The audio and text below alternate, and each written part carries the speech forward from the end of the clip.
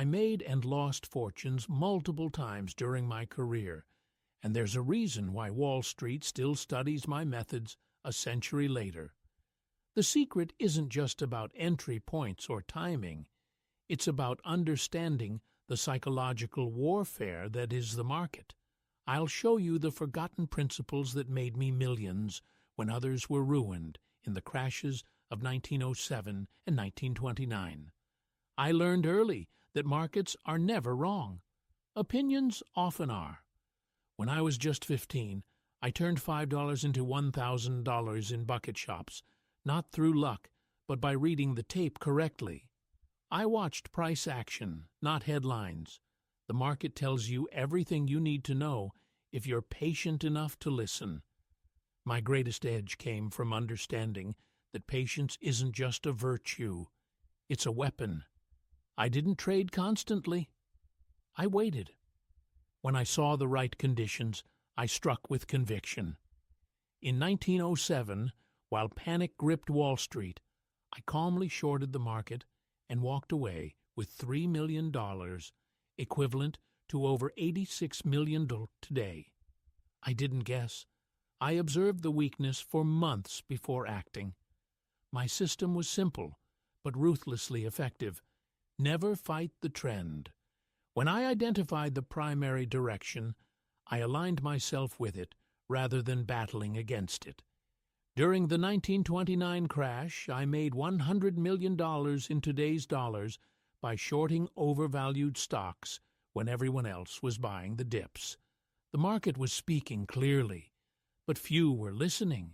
I developed my famous pyramid technique to maximize profits without excessive risk. When a position moved in my favor, I added to winners, never to losers. This method compounds success rather than averaging down on failure. Most traders do the opposite, which is why they fail. The hardest lesson I learned was emotional discipline. I lost everything multiple times when I broke my own rules. The market doesn't care about your hopes or fears. It simply reflects human psychology at scale. My biggest losses came not from poor analysis, but from poor execution. Remember this. Trading is not about being right or wrong. It's about making money.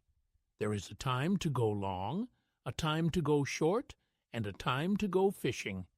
Knowing which is which separated me from the amateurs who were consistently separated from their money. I've made and lost fortunes multiple times throughout my trading career, and one pattern has consistently separated winners from losers: the ability to identify false breakouts through what I call the pivot test.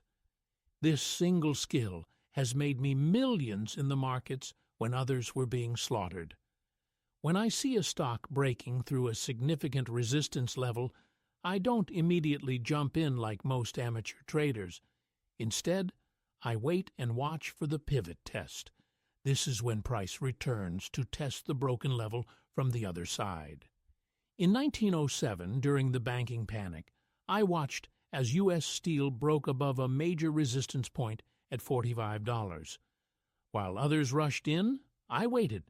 Sure enough, it fell back to $44.50 to test that level as new support. The crucial moment is what happens next. If the price bounces strongly off that level and continues its movement, I consider it a confirmed breakout and enter with size. If it fails to hold, I know it's a trap. During that 1907 opportunity, I saw U.S. steel bounce decisively off $44.50, and I committed heavily. Within 3 weeks, my position was up 30%, while those who bought the initial breakout were stopped out with losses. I applied this same principle to downside breakdowns. In 1929, I observed American can break below critical support at $100. Instead of shorting immediately, I waited for it to rally back to test $110 from below. When it failed at that level, I built a massive short position. That single trade netted me over $3 million as the stock collapsed during the crash. The psychology behind this pattern is simple. Institutional money wants to shake out weak hands before making their real move. They'll push through a level, let retail traders get excited, then reverse to trigger their stops before the genuine move begins. Remember, patience during the pivot test separates professionals from amateurs. I don't care about catching the exact breakout point. I care about confirming the move is real. This discipline alone would have saved most traders from the devastating false breakouts of 1907, 1929, and every major market event since. The volume climax pattern is my most reliable indicator for identifying market exhaustion points. I've used this pattern throughout my career to identify those critical moments when the market is about to reverse course. When I see an extraordinary volume spike combined with extreme price movement, I know something significant is happening. The final gasp of either buyers or sellers. I look for days where volume suddenly spikes to 3 to 5 times normal levels. This isn't just increased activity, it's a frenzy. I remember watching United States Steel in 1907 when it showed this exact pattern. The volume exploded as panic selling intensified, but I recognized this as capitulation, the final washout before the reversal. I started accumulating shares while others fled, and within weeks I'd secured a substantial profit. What makes volume climaxes so valuable to me is how they reveal market psychology. When I see this pattern, I'm witnessing the moment when the last buyer has bought or the last seller has sold. The emotion has reached its peak. The market has run out of participants willing to continue the trend. I combine this volume analysis with price action. In true climaxes, I want to see the price make a final dramatic move, often what I call a buying or selling climax. The price might gap dramatically, surge in one direction, then reverse and close in the opposite direction. This price reversal on massive volume is my confirmation signal. My strategy isn't to catch the exact bottom or top. That's a fool's game. Instead, I wait for the day after the climax and look for confirmation. If the market holds its reversal direction on declining volume, I begin building my position. I've learned to be patient here. The best opportunities come after the crowd has exhausted itself. I've found this pattern works across all time frames and markets, whether it was the panic of 1907, the crash of 1929, or countless smaller market moves. Volume climaxes have signaled major turning points. The key is recognizing genuine climaxes versus temporary volume spikes. True climaxes have that unmistakable quality of exhaustion, a market that's simply run out of buyers or sellers after an extended move. I discovered the spring trap pattern early in my career, and it's made me millions since. This pattern occurs when big players deliberately push price into obvious support or resistance levels to trigger stop losses before reversing course. What looks like a breakdown becomes a perfect entry for those who understand what's really happening. When I trade the spring trap, I'm looking for a key support level that's been tested multiple times. The more obvious the level, the better, because that's where amateur traders place their stops. I watch for a quick, sharp move through that level, followed by an immediate rejection. That rejection is my signal. The trap has been sprung. In 1907, during the banking panic, I saw this pattern play out magnificently in Union Pacific. The stock had established strong support at $100. One morning, it suddenly broke below, hitting $98.50. Panic selling ensued, but I noticed the volume pattern was unusual. Heavy selling that quickly dried up. Instead of joining the panic, I started buying aggressively. Within hours, the price reversed and rallied to $105. The weak hands had been shaken out, exactly as planned by the market operators. The psychology behind this pattern is fascinating. Most traders can't handle the emotional pressure of seeing support break. They panic and sell exactly when they should be buying. I've trained myself to act contrary to my instincts in these moments. When fear peaks, I step in. I found this pattern works in all time frames and all markets. In 1923, I used it in the cotton market to spectacular effect, catching a 20% move after a false breakdown. The key is patience. Wait for confirmation of the reversal before entering. Don't try to catch the exact bottom. I'd rather pay a slightly higher price for confirmation than risk catching a falling knife. Master this pattern, and you'll turn other traders' stop losses into your profits. That's the essence of successful speculation. The upthrust trap is one of the most profitable patterns I've ever traded.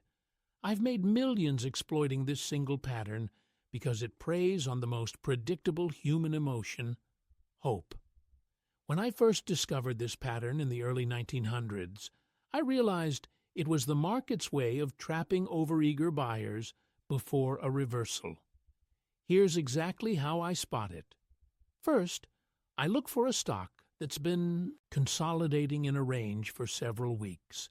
The longer the consolidation, the more powerful the trap. Then I watch for a sudden, sharp move above resistance, what most traders see as a breakout. But I'm not buying, I'm waiting. The amateur sees opportunity, I see bait. The key signal comes next, volume. In a true breakout, volume should expand dramatically and sustain. In an upthrust trap, volume spikes briefly, then fades. I've watched this pattern repeat in every major market cycle of my career. When I see that volume fade as price struggles to hold above resistance, I prepare to short. The confirmation I require is simple. Price must close back below the resistance level it just broke. That's my trigger. When the market can't hold its gains and falls back into the range, trapped buyers panic. Their stop losses trigger, accelerating the decline. That's when I strike. I executed this strategy perfectly during the 1907 market crash. Union Pacific had been consolidating between $125 and $130. It suddenly shot up to $130 on a Thursday, breaking out of its range. The financial papers called it a decisive move higher. But I noticed volume thinning as the day progressed.